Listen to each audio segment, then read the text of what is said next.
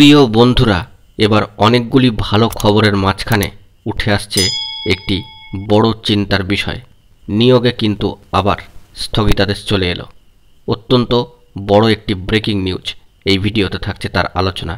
বন্ধুরা, বিস্তারিত খবরটিকে তাই অবশ্যই শেষ পর্যন্ত দেখার প্রয়োজনীয়তা রয়েছে এবং এখনও পর্যন্ত যে সমস্ত বন্ধুরা চ্যানেলটি সাবস্ক্রাইব করেননি অবশ্যই সাবস্ক্রাইব করে সঙ্গে থাকুন। এবারে উঠে আসছে অনেকগুলি ভালো খবরের মাঝখানে নিয়োগে স্থগিতাদেশের খবর। এসএসসি গ্রুপ সি এবং নবম দশমের শূন্য পদের নিয়োগে স্থগিতাদেশ দিল দেশের মহামান্য সর্বোচ্চ আদালত সুপ্রিম কোর্ট। আপাতত ওই শূন্য পদগুলিতে কোনো নিয়োগ করতে পারবে না এসএসসি। চাকরিহারারা তাদের চাকরি বাতিলের বিরুদ্ধে মহামান্য শীর্ষ আদালতের দ্বারস্থ হয়ে জানান যে তাদের বক্তব্যটাও শোনা হোক। বন্ধুরা, মহামান্য কলকাতা হাইকোর্ট চাকরি বাতিলের পাশাপাশি তৈরি হওয়া শূন্যপদগুলিতে নিয়োগ করার জন্য নির্দেশ দিয়েছিলেন, কিন্তু সেই নির্দেশের বিরুদ্ধে দেশের সর্বোচ্চ ন্যায়ালয় আদালতে আবেদন করেছেন যে সমস্ত চাকরিহারা প্রার্থী তারা। তাতেই নিয়োগে অন্তর্বর্তীকালীন আপাতত স্থগিতাদেশ পড়ল। আপাতত 7 দিনের জন্য ওই সমস্ত শূন্যপদগুলিতে কোনো নিয়োগ করতে পারবে না এসএসসি, এমনটাই কিন্তু সামাজিক গণমাধ্যমের খবরে উঠে আসছে।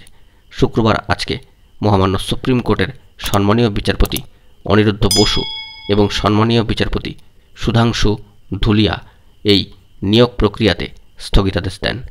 চাকরি হারানো অযোগ্যরা দেশের শীর্ষ আদালত সুপ্রিম কোর্টে তাদের চাকরি বাতিলের বিরুদ্ধে শীর্ষ আদালতের দ্বারস্থ হয়ে জানান মহামান্য কলকাতা হাইকোর্ট তাদের বক্তব্যকে গুরুত্ব দেয়নি, তাই তাদের বক্তব্যটাও শোনা হোক। গত 13 ফেব্রুয়ারি হাইকোর্টের নির্দেশে এসএসসি নবম দশমে 618 জনের সুপারিশপত্র বাতিল করেছিল। পাশাপাশি এছাড়াও গ্রুপ সি গ্রুপ ডি কর্মীদের একাংশ কিন্তু চাকরি হারিয়েছেন।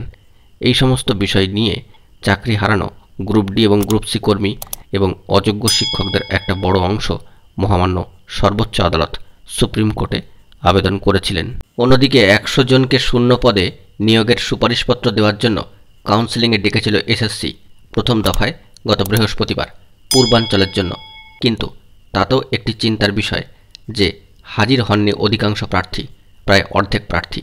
এই নিয়ে উদ্বিগ্ন কমিশন। এক্ষেত্রে মহামান্য সুপ্রিম কোর্ট 842 জনের শূন্য পদে আপাতত নতুন নিয়োগের কাউন্সেলিংয়ে স্থগিতাদেশ দিয়েছে। শিক্ষা মহলের একাংশের প্রশ্ন, সর্বোচ্চ আদালত গ্রুপ সি পদে নিয়োগের কাউন্সেলিংয়ে পরবর্তী শুনানিতে যদি স্থগিতাদেশ তুলেও নেয়, 842 শূন্য পদে কাউন্সেলিংয়ে ডাকার জন্য এত প্রার্থী তাহলে মিলবে তো? কারণ 100 জনের মধ্যে কেন 45 জন নিয়োগ প্রক্রিয়ায় অংশগ্রহণ করলেন না, সেই বিষয়টাই কিন্তু এবার ভাবিয়ে তুলছে কমিশনকে। 100 জনের মধ্যে কেন 45 জন নিয়োগ প্রক্রিয়ায় অংশগ্রহণ করেননি? গত বৃহস্পতিবার গ্রুপ সির প্রথম দফায় কাউন্সেলিংয়ের জন্য 100 জনের চাকরি প্রার্থীকে ডাকা হয়েছিল। কমিশন সূত্রে যতটুকু জানা যাচ্ছে এবং সামাজিক গণমাধ্যম সূত্রে যে 55 জন ওই দিন কাউন্সেলিংয়ে উপস্থিত ছিলেন, বাকিরা কিন্তু উপস্থিত ছিলেন না। এই বিষয়টিও লক্ষণীয়।